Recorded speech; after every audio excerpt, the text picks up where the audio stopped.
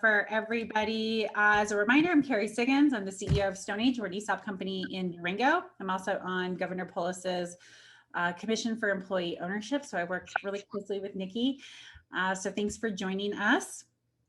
Today we have two gentlemen from Prairie Capital. Rocky and Tom, you can see them up there in the corner. They'll do a little introduction. They're going to have a presentation, but we're going to talk about sustainability and repurchase obligations. That was the topic that came up as the most pressing issue or questions, curiosity that we all had. So I invited them to join us today to give us a presentation, a high level one. There's so many things that we can go into on repurchase obligations and sustainability, but really just things that we should all be thinking about running ESOP companies. And then we'll go into Q&A. So if you do have a question after the presentation, you can either type it into the chat box and Nikki will ask it, or you can raise your hand and you can ask it yourself. So Nikki will be managing that once we get into that portion. So don't be shy. These gentlemen are here for the next 57 minutes to help answer all the questions that we might have and give us a good education. So with that, Rocky, I'll turn it over to you to introduce yourself and Tom.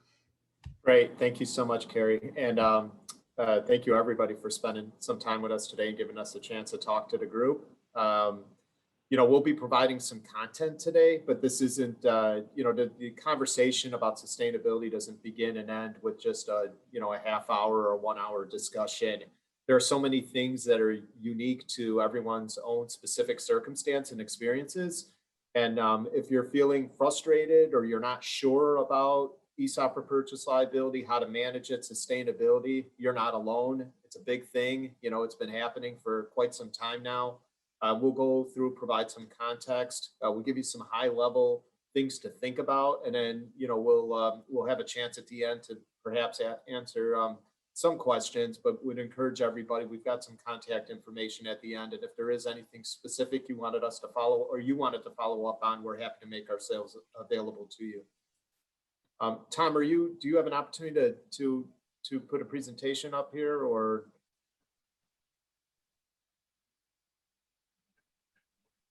Great.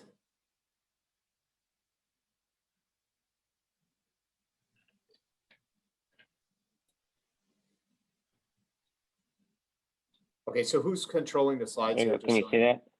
That's me. Yeah, sorry. I was trying to, like, once I shared, I couldn't figure out how to unmute myself. You guys can see great. that? Yeah, I can. All right, good. Okay. Yep. So just a big thing to think about is, you know, as you think about repurchase obligation, and there's a whole buzzword called sustainability, and what does that mean in the context of ESOP repurchase liability?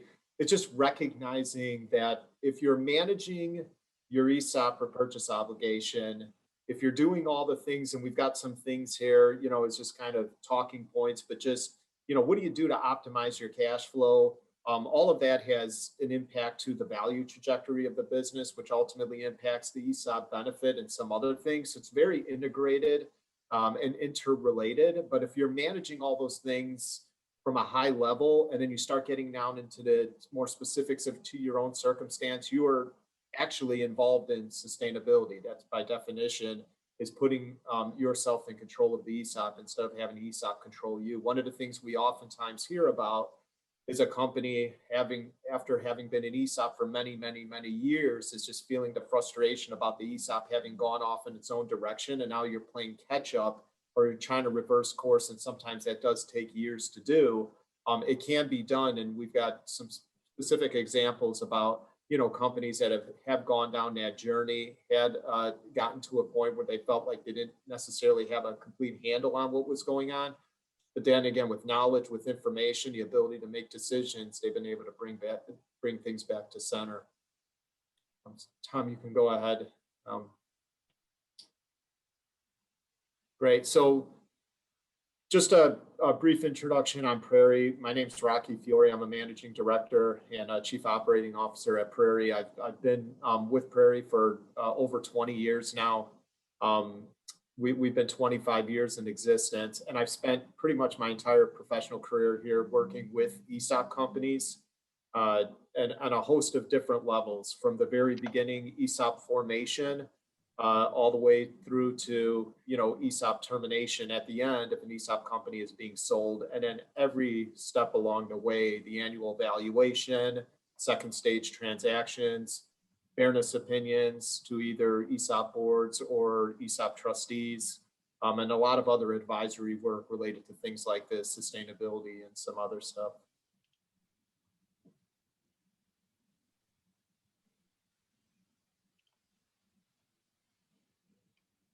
And then, hi, I'm Tom DeSimone. I'm a director at Prairie Capital. I work in our Oak Brook office with Rocky. I've been at the firm for about 10 years. The majority of my time is spent in our ESOP advisory practice. I do valuation work, transaction advisory services, as well as what we're talking about today, consulting with boards of directors and management groups about the longevity of their ESOP and the sustainability of their ESOP. So I would say that part of my job has picked up over the last few years, particularly in the last 12 to 18 months. As we were entering COVID, the idea of sustainability was a heavy topic in the ESOP space.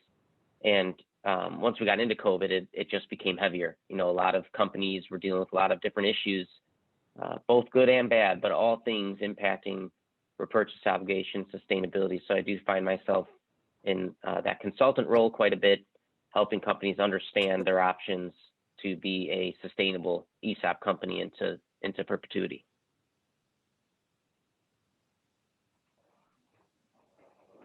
Okay, great.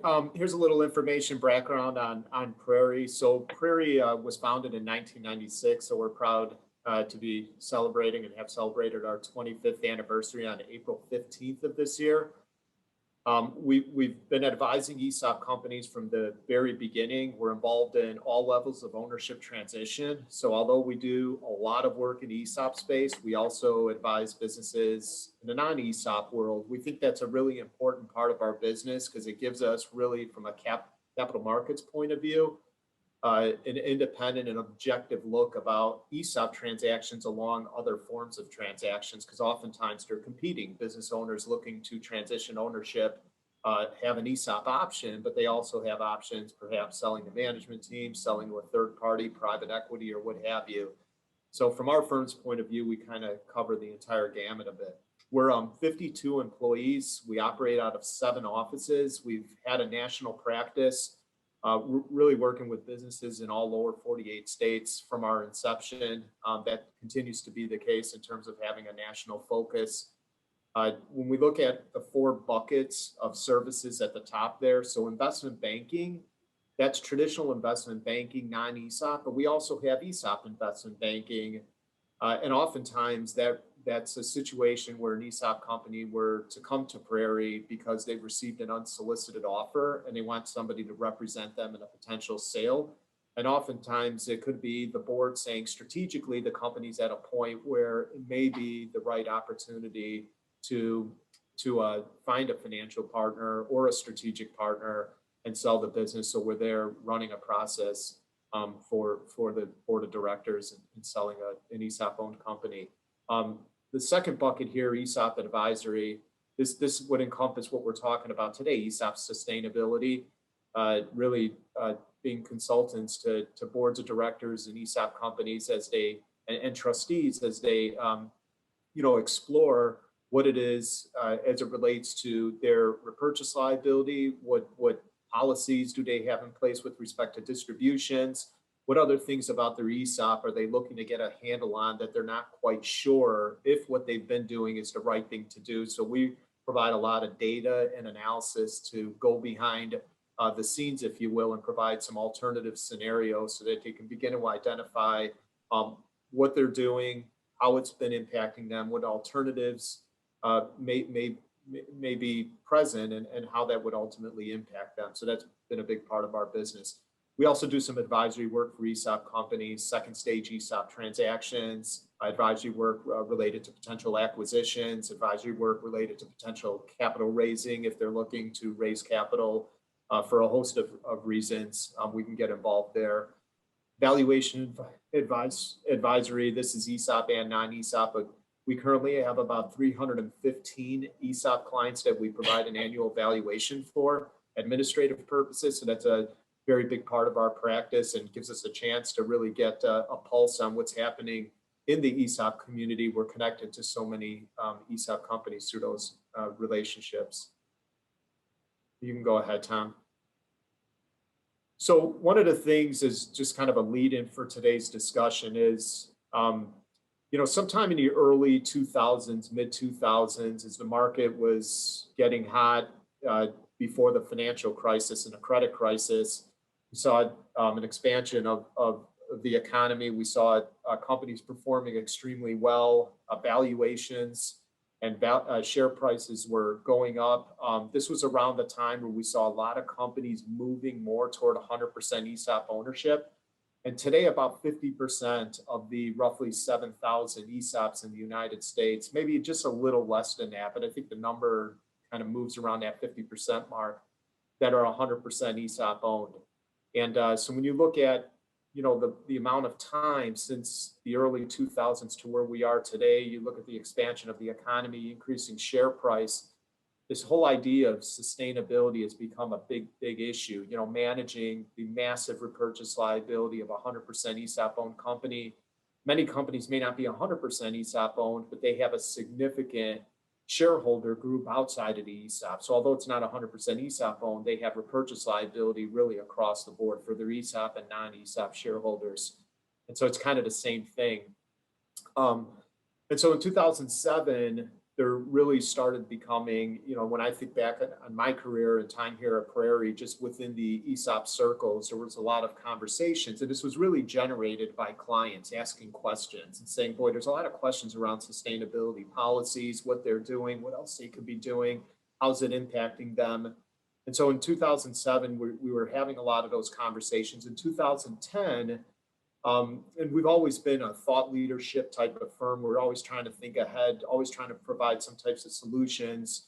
We came up and started analyzing internally what we can do to provide value. And so we came up with a sustainability product that we thought may work for the marketplace. And in 2011, we actually put that into effect and we issued our first sustainability product for a client of ours that was fairly convinced they would have to be sold to a third party as a result of their challenges managing their own repurchase liability.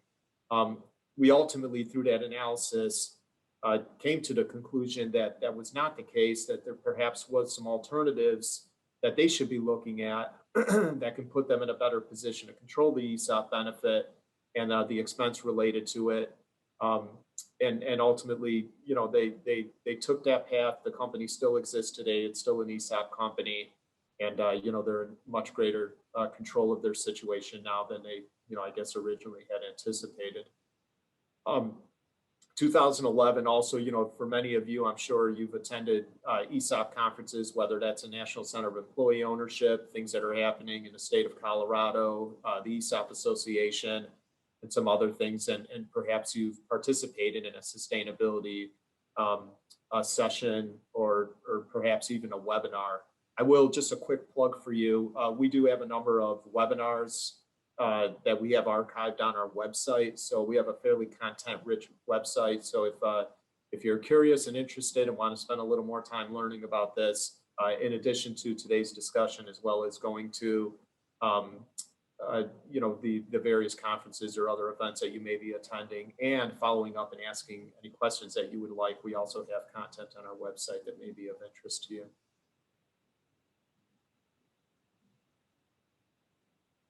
And I'm going to turn it over to Tom now to talk about some specifics that we go through when looking at sustainability. Tom? Thanks, Rocky. Yep.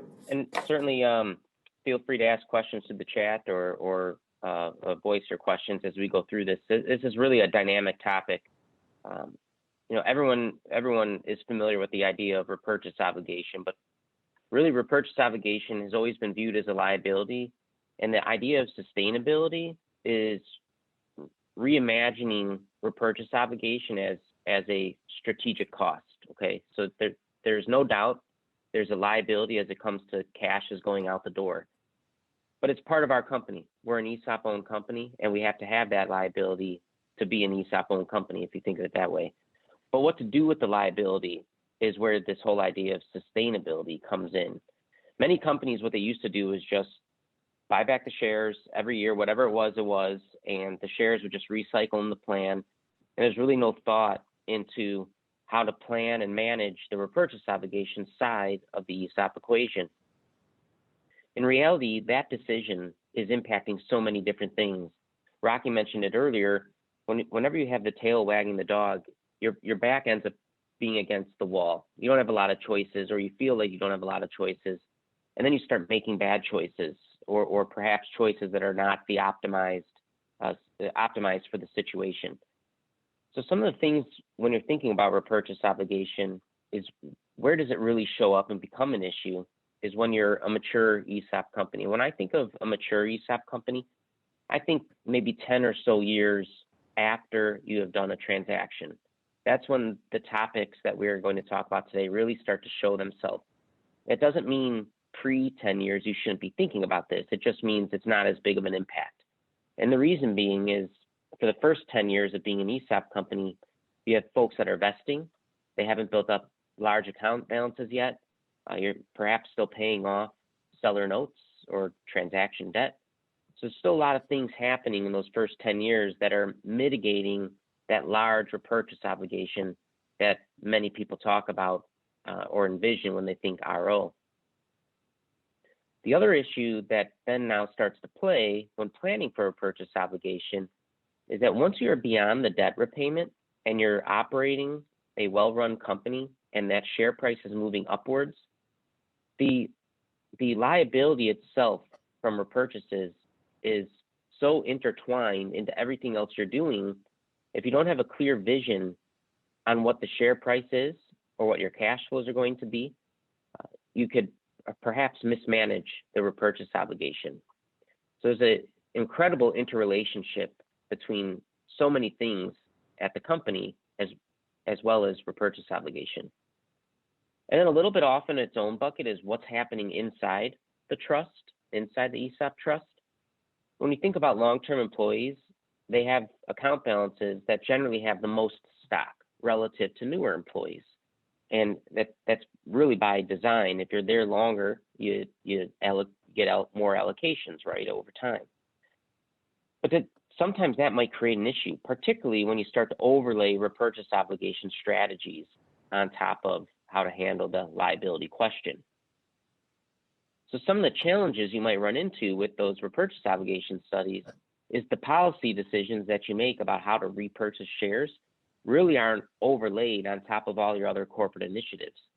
So trying to figure out those decisions, the ESOP policy decisions, and how they impact corporate initiatives is part of the strategy. And sometimes your corporate initiatives and those strategies can impact, for good or bad, the ESOP. So it goes both directions. So when we think about being a sustainable company, if you're wearing your corporate hat, you're thinking about how to operate the company into perpetuity. If you're wearing your trustee hat, you're saying, how do we keep the ESOP going into perpetuity? In reality, there's a marriage between the two. So incorrect assumptions around repurchase obligation could lead to poor decisions. So management should really always be looking at a fully integrated model. And not to say that repurchase obligation studies are no good, because they certainly are a first step and sometimes a very important step in understanding your repurchase obligation liability. But we encourage folks to take it just a little bit further, whether that's internal or hiring someone like us and a third party to look at the sustainability study in much further detail. It's just a big important step when talking about sustainability. So that's really the big difference. Sustainability and sustainability studies is a repurchase obligation study on steroids. It's a study of the interrelationships of cash flows, share price trajectories, other corporate initiatives. So that if you're an acquisitive company, it may be your ability to make acquisitions. If you're a company that's venturing into new markets and you're using a lot of capital to do so, sustainability will look at your ability to handle RO on top of the desired capital structure and the capital needs to grow and expand. So none of the decisions that you're making when it comes to sustainability are independent. They're all interrelated, and they should be viewed as an interrelated decision. Some of the key things that you might be thinking about when talking about interrelationships are up on the screen. So if you look in the top right, you see your repurchase obligation. Your repurchase obligation has a direct impact to value trajectory. If you think about it in the most simple way, if you have $1 million repurchase obligation and you spend $1 million in cash, your equity value goes down by $1 million. The question now is what happens to those shares? If those shares come back into the company, i.e. a redemption, so $1 million of cash goes out the door to handle RO, 1 million worth of shares is taken out of circulation, your share price is net neutral because everything happened at $1 million. If you take that same example, $1 million of repurchase obligation goes out the door, but instead of redeeming those shares, you recycle the shares inside the plan. When you recycle shares, what that means is all those shares that you just bought back are distributed amongst everyone else in the plan. What just happened was all the shares stayed outstanding. So rewind the example. $1 million is spent on repurchase obligation. $1 million of shares still outstanding, no change in shares outstanding. Share price is diluted. So when you think about value trajectory, a simple decision of redeem versus recycle can have a major impact on overall price per share. When you're changing price per share, you're impacting benefits. And when you're impacting benefits, how do you communicate benefit expectations to your employees or folks that you're trying to attract? So understanding what the benefit expectations are and what you're trying to communicate is a key to this puzzle. The future cash flow implications are interesting. I mentioned a few of them earlier. When you're thinking about growing into a new market, perhaps your capital structure is a question, or making acquisitions, those types of things. Some of the decisions you make with repurchase obligation can also impact cash flow over the long run. It could, RO decisions can actually lower repurchase obligation or perhaps raise it. Sometimes what happens, and many times the case, is when companies don't fully understand the decisions they're making about recycle, redeem, and I'm going to show you an example of this in a moment. When companies fully don't understand the recycle, redeem, releverage kind of discussion, oftentimes what happens is the benefit levels are much higher than you really think they are.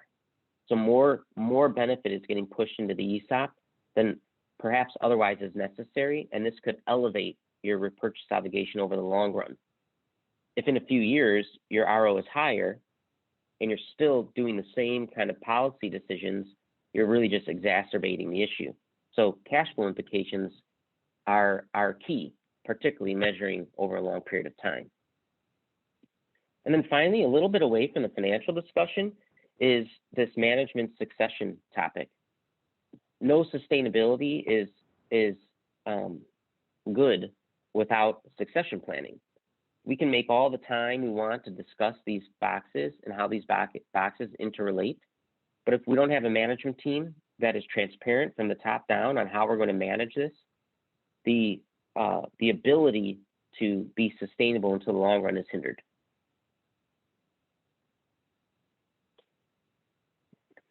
So this slide here shows what's commonly referred to as the 5 R's. You may have heard of the 5 R's if you partake in conferences or listened to repurchase obligation discussion before. I'm going to just spend a few minutes here just to make sure we all understand what the options are. But when you are dealing with repurchase obligation on an annual basis, you tend to have various options available to you as a company to handle the payment or that liability. I say you may because some plans are a little bit more strict on when you can employ these rules. Nowadays, most plans are pretty flexible and you can use any one of these policies. So just consult your plan document when you reviewing these. So I already gave the recycle and redeem example. Recycle, shares are circulating in the plan. Redeem, when you buy shares back, instead of recycling them in the plan, you actually take them out of circulation, out of the ESOP, and you put them in corporate treasury. Re-leverage is a blend of the two. Releverage essentially takes, if you go back to that $1 million example, let's just say it's 1,000 shares. If you pay $1 million for the RO, then those 1,000 shares actually come out of the plan for a moment, but the ESOP still wants those 1,000 shares. So instead of recycling them all at once, we put them into a new internal loan. The ESOP buys them back into a 20-year internal loan. So recycling would allocate those shares immediately, those 1,000 shares immediately. Releveraging would allocate those same 1,000 shares over a 20-year period, or a 30-year period, or a 15-year period, whatever the internal loan is. There's no preset number when you releverage. And then rebalancing and reshuffling are other tools and strategies you have inside the plan. Rebalancing would be giving all participants an equal mix of cash and stock. And reshuffling would be, another word for reshuffling that people use is called segregating. It's taking accounts of participants that are no longer at the company and giving them cash and reallocating their stock to active participants. This has actually become a pretty hot topic over the years. More and more companies, particularly because over the 10, 12-year run in the economy we've had, most ESOP companies have built up a decent amount of cash. So they're afforded the flexibility to make larger buyouts. So a lot of companies are looking at their non-active participants and figuring out a way to buy them back so that all the value that's being accretive is going into the active participants' accounts. Yep, Tom, I just was going to comment that I think that's one of the biggest challenges that we see with many mature ESOP companies. If they try and hold on to their cash and they don't want to make distributions to terminated employees, or they want to hold them out for 5 years or whatever the plan may allow for, the unintended consequence there is, the company gets a benefit of not having to pay the cash out, but then they have these terminated employees that may be working at competitors or doing something else, but still enjoying the potential increase in the value. And so over time, what that can create is, perhaps some frustration or disappointment amongst the existing population, those that are, working hard, trying to drive shareholder value, but they're not gaining all of that benefit. It's going for employees that perhaps could be working at competitors. So just something to think about there is, what's your plan there, and is it having an impact? Once you start getting in 10 to 20% of the ESOP participants are terminated employees, I think that should start generating some concern. 10% is probably not a bad number, especially as the dollars start getting bigger. You have to make a business decision. Does it make sense for us to use our capital to pay out those terminated participants when we otherwise wouldn't have to? Or is there a good opportunity to be able to do that now, clean it up? So there isn't a right or wrong answer with any of these. Any one of these R's, if you will, could be the right thing at any one point in time. What's important to understand is, why are you doing it? Why does it make sense for your situation? And are there some alternatives to what you're doing that may be better? So, just having an understanding, but I don't think there's any one of these that we would say is wrong. It just may depend. What might be right today also may not have been right 5 years ago and may not be right 5 years from now. Things don't move that quickly with respect to purchase liability. We're talking about, sometimes many years looking out, 5, 10 plus years into the future. But with any repurchase liability study, you see where those large buyouts are going to be occurring. So really understanding what you're doing today and how you're going to be in a position to be able to manage those repurchases is very, very important. And that's, a lot of the sustainability topic is really about understanding that. So it's done efficiently. It's done in connection with the business strategy, and you're not ending up on your heels having to deal with the burden when it occurs, and then it blindsides you. And all of a sudden you have to change the business strategy, or you may have to delay the purchase, the acquisition, something else you needed to do or wanted to do from a business point of view, but now you have to meet this obligation. So it's really just, both hands on the wheels, getting control of your situation, understanding what you need to do. Yeah, great point. And as Rocky's mentioning, the outcome of these studies almost always shows that the optimal situation is a blend of all of it. And it just depends which year you're going to pull the trigger on which strategy. So if you think about sustainability, it's really a blueprint of decision making. A question came in and said, if you redeem now, can you re-lever later? And the answer is yes. The re-leverage doesn't have to be hand in hand with the redemption. Yep. So some companies, what they do, but the re-leverage, Tom, to that point, the re-leverage probably has the greatest consequence in terms of you're making a commitment today for an ESOP benefit in the future, and that's going to be locked in. No share allocations are on an amortization schedule. So once you make the decision today, however long, and we see companies that do annual re-leveragings, and so they have a new ESOP loan every single year when they're making their distributions, they're buying back those shares and then they're selling those shares back to the ESOP through a loan. We've worked with companies that have 7, 8, plus internal ESOP loans. And so that's a decision you're making today, but it could have a many-year consequence. Again, may not be the wrong thing, but it's more about understanding how it's going to impact you down the road. Yep. And sometimes, thinking about the decisions today, locking yourself into just a mentality of this is how we're always going to do it is short-sighted, right? Because dynamics change, and as we've discussed, each one of these decisions has an impact. So understanding how and where to use these is really the missing piece to the discussion. And going into a study to understand that blueprint is important. But whenever you're building a blueprint, you need to know where you're wanting to go. So really understanding what you want your ESOP to look like is a critical discussion. And some companies, when we talk to them about this, they identify that, hey, we've been doing it this way for so many years and it's working fine, it's working great. But then when you start to dig in and say, well, what type of benefit is it providing, or what do your employees envision it? What is their perception of the ESOP? You start to get mixed reactions. Communication, there's a communication piece to this. How are you communicating your ESOP? So understanding where you're trying to take the ESOP is important as well. I want to show you a graphic on the next slide. This is just an example of one situation.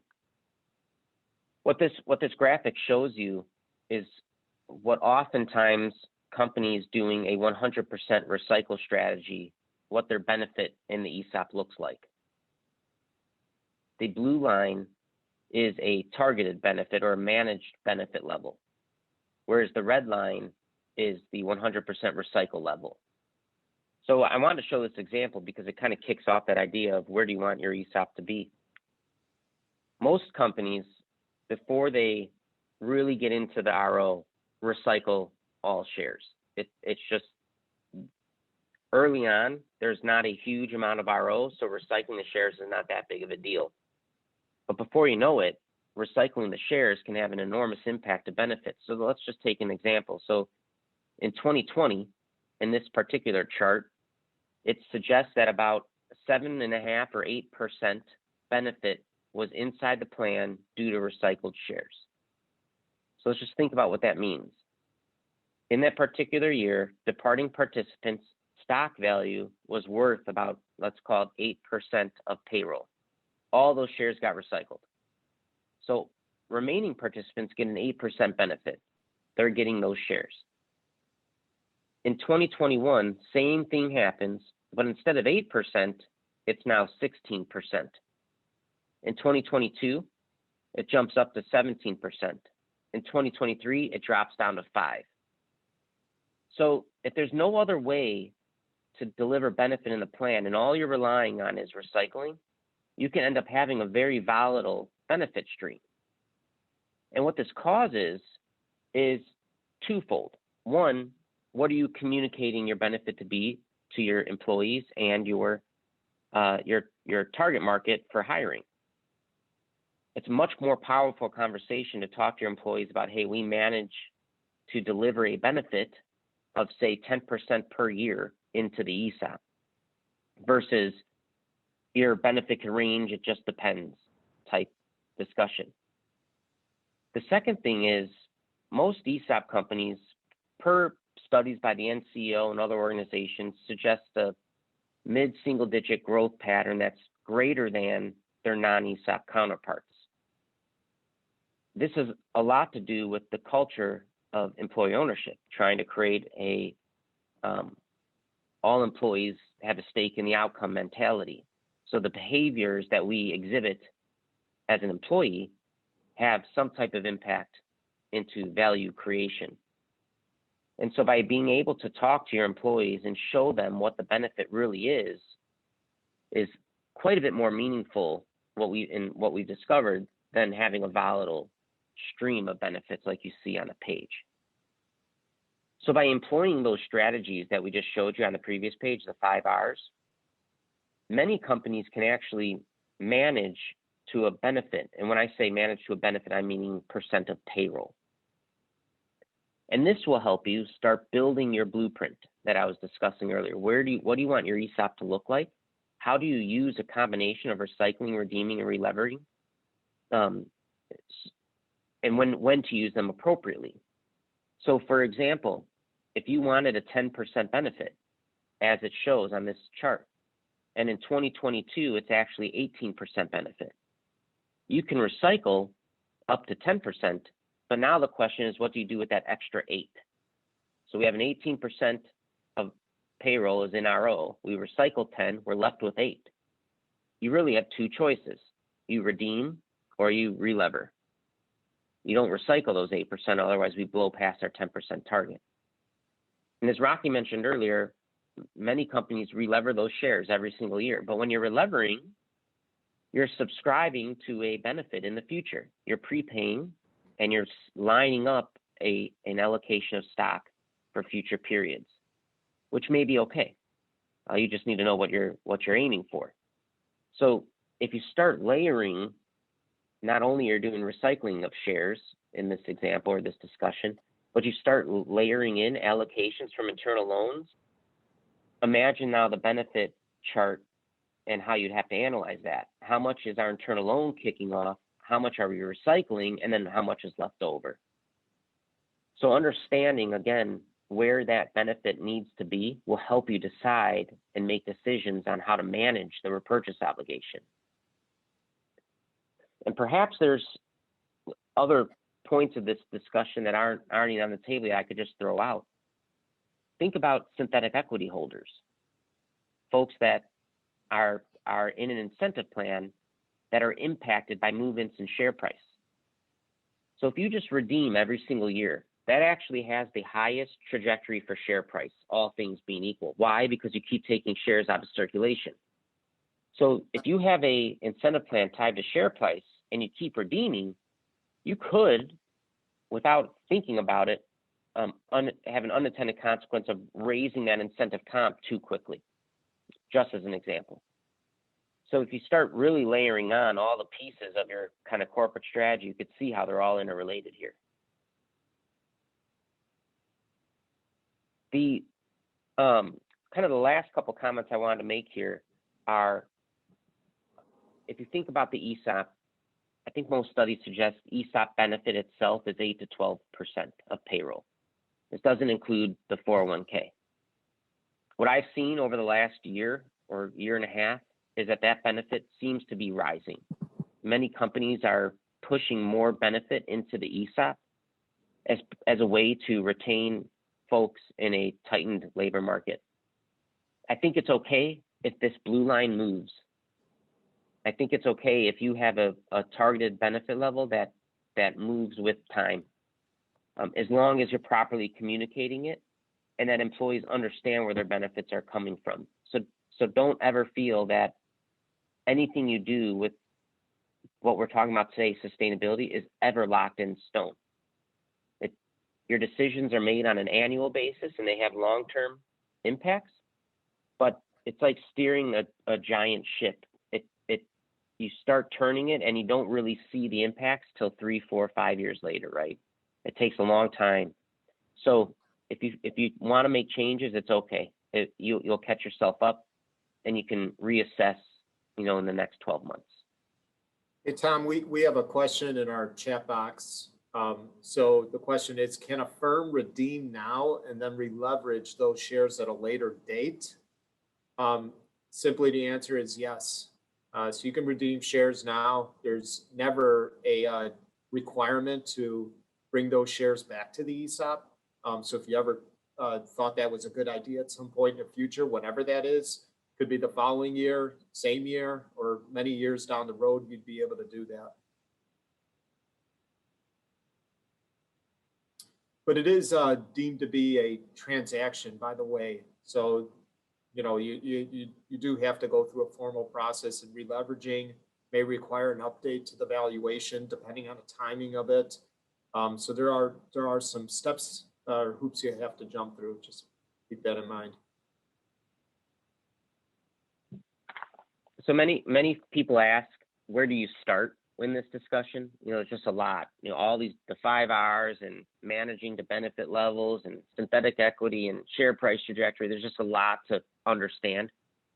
Where I tell most people to start is kind of this chart. It's answer the question, at least have a philosophical discussion on what type of benefit you want your ESOP to provide. And understanding that will help you start making these policy decisions and analyzing what the policy decisions impacts will have on your ESOP. If you really don't know what you want this chart to look like, it makes it tough to understand the variables. So I think this is a great starting point, at least from a discussion perspective, when you as managers or board of directors are thinking about sustainability. Understanding what benefit do we want this ESOP to be is a good starting point. Yep. Tom, there's another question in the chat box. So what is included in the numerator for the benefit percentage? Contributions, S Corp distributions, the share price increase. So, Yep. This is a kind of a debatable point, right? So contributions are certainly an ESOP benefit, but indirectly, the S Corp distributions, right? That's a return for the shareholders, and as ESOP shareholders are entitled to that return if the company's making that distribution. But I think for many employees and from the company's point of view, that all gets wrapped into your repurchase liability, right? So what you call this is, you can call it whatever you want, but from a employee's point of view, that's benefit that they're receiving by virtue of the contributions that the company is making to the ESOP participants. But having said that, I don't know that from the employee's point of view, calling the S distribution a contribution, an ESOP benefit. I think an ESOP benefit, but it's not necessarily a benefit the company per se is providing in the form of like a retirement benefit. It's really a return on their investment. Tom, you may have additional, thought on that, but I've heard that described both ways. It's definitely a debatable topic. I think technically it's a return, but it certainly is a benefit. There's no doubt. But you need to think about though where that return is going. So distributions generally are allocated to stockholders. There's stock balances versus W-2 wages. So there's a little bit of a variance there when determining overall benefit profile. That's right. So for mature ESOP companies that have most of the shares allocated, S distributions are going to go to enrich the longtime employees with larger account balances. So then you start getting into the whole issue of haves and have-nots, where when you're making an annual contribution, those shares are going to go to W-2 compensated employees, and those may or may not be the ones that hold the large account balances. So if you're interested in continuing the ESOP benefit for new hires, contributions are going to deliver that value. S distributions don't help the new employee that don't have any shares in their account.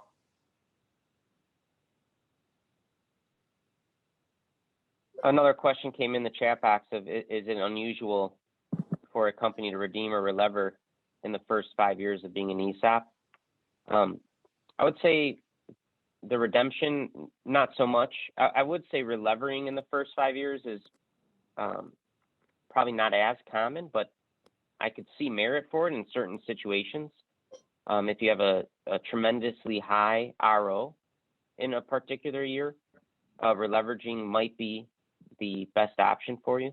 So I would say it's probably not too common. And the reason it's not too common is because usually that benefit is pretty low in the first few years of becoming an ESOP. You know, no one's really vested yet. There's not a lot of shares allocated. The equity value is fairly compressed because you had just done the transaction. So there's still a lot of debt on the books. So, you know, most people recycle those shares just to keep shares flowing into the system, trying to boost that benefit up a little bit. That's why that usually happens.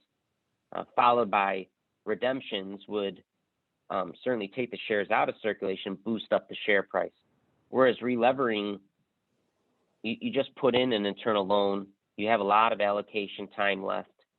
Putting shares into a new internal loan is dilutive, and you don't really need another long loan, at least in the first few years. However, I could come up with a few reasons why that may be the case.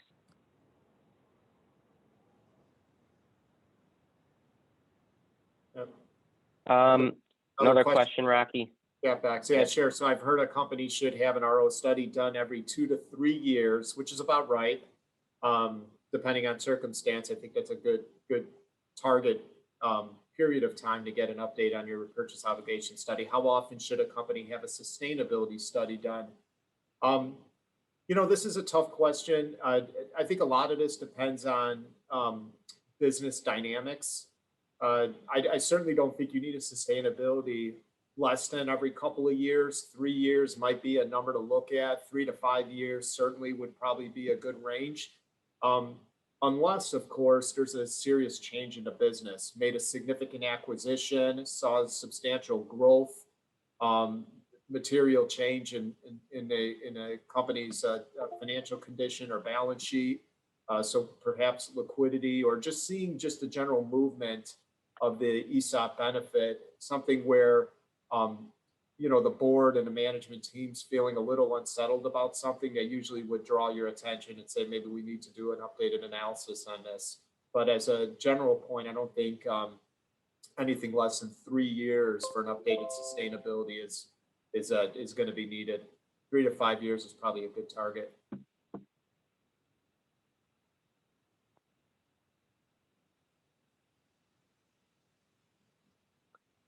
What are we doing on time? We have 10 minutes left.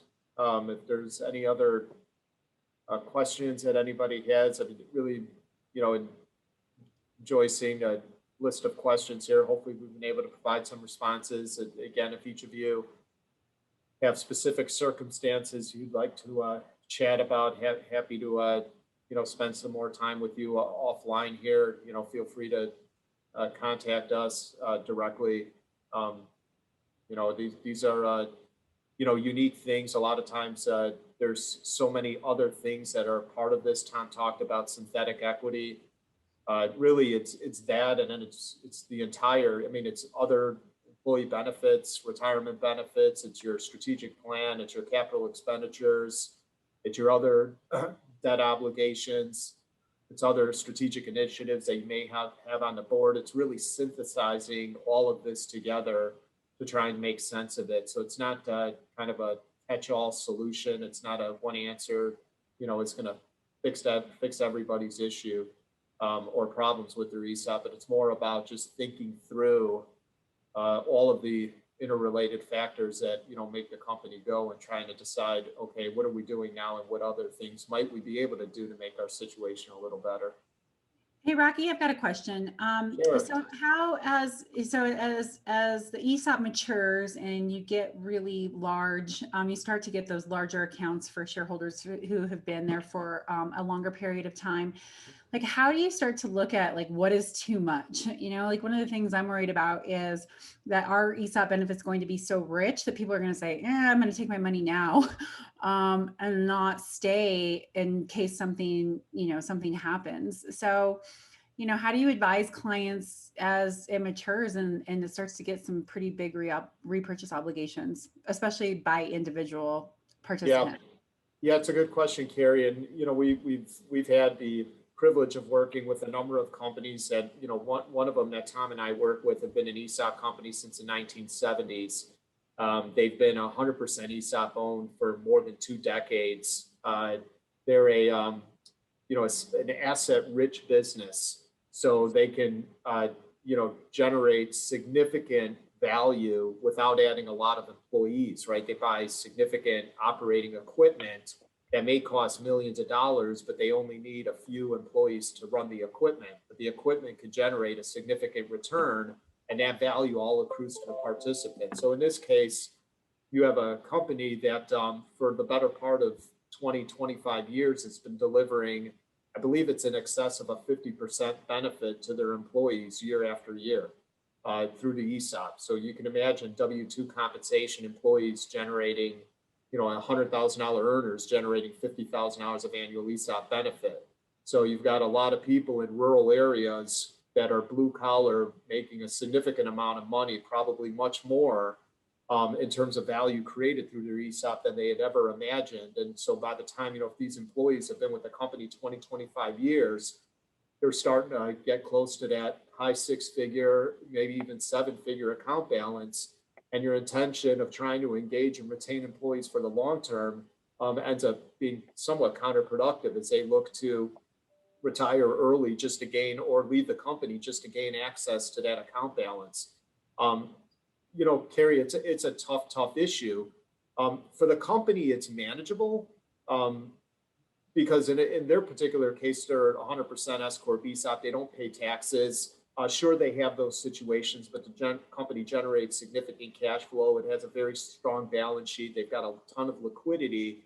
They're able to do it, but there are some challenges with respect to some of those employees. One of the things they've tried to do, again, they have been re-leveraging for some time to just stretch out, the ESOP benefit. But then again, if you do that enough times, you're taking the issue today and you're bringing it out 7, 8 years into the future, and then you'll be dealing with the same thing then. So it's just a matter of, today versus then. And maybe that's okay. Maybe you say, hey, there's a certain population that have so many shares now that if we don't find a way to start managing this, they're going to be gone tomorrow as opposed to 10 years from now. I don't know. Again, every particular situation, that's a tough situation. Obviously, you become a victim of your own success at that point. But look, that's what ESOPs are all about. They're there to create an incredible opportunity. In some fortunate cases, you're making, darn near millionaires out of rank and file employees. It's an incredible story that probably doesn't get talked about enough in terms of how it does have an opportunity to close that wealth gap, which is such an important part, a bipartisan thing about ESOPs. But then you have situations like that are, maybe not the intention is to say, hey, look, we're looking to enrich people so that in 10, 15 years they can retire. That's certainly not, I think, what most ESOP companies, when they begin on the path, are looking for either. But maybe there's some analysis or things you can do around some of the policies that are in place just to see the impacts. If we do this, what do those account balances look like over the next 5 to 10 years? If we modify and maybe have a different strategy, what does it look like over the 5, 10 years? And then maybe through that analysis, you can start getting more transparency and clarity and then be able to make a decision around it. But, it's all a matter of how you slice the pie up. And unfortunately, if you do have folks that have gained some larger account balances and the company's got an upward trajectory and you're seeing higher share prices into the future, that's kind of it's going to be a tough thing. It's hard to put a cap on it. Yeah, one of the other things that I think that you said in a conversation that we had earlier this month was, and I've been thinking a lot about it, is that, ESOPs really should be looking at buying out the company every, 7 to 8 years. And that was, I think, a really important statement that we all just have to wrap our heads around, that you're just going to constantly be buying out the company as shareholders depart. And that 7 to 8 years was, I shared that with my board and they were kind of like, wow. We're only 5 years into this. So anyway, I thought that was an interesting perspective and one worth bringing up here on this. Yeah. And it may be more or less depending on the timing of the distributions and how much the company is growing in value. And so there's, that number, but that's generally kind of a rule of thumb is say, there's a certain period of time where we're just going to have to buy out the value of the company. And then that all starts again. And it's perpetual, it just doesn't stop at that point. It continues going as long as you're an ESOP company. But if you kind of look at it in big size bites like that, you're saying over this period of time, the entire value of this business has to be bought. So we've got, from a board standpoint and from a management team standpoint, have to be cognizant of this commitment along with all the other strategic things we want to do as a business that are important for us to continue to thrive, survive, or whatever the case may be. That this is something that is very important to manage. It is a big expense line item on your P&L, make no mistake. But again, it's we've seen many success stories. It's all about understanding the entire dynamic and having control over it. Great. All right. Well, thank you so much, gentlemen. That was a great presentation. Can we just please wait 1 second? I'm almost done. And thank you for taking the time to join. And thanks everyone for your great questions. And their contact information is up. If you have any further questions you'd like to explore, feel free to do that. And we'll see everybody next month. Thank you very much. Thank you so much. Appreciate it. Thanks, everybody. Thank you. Bye. Thank you.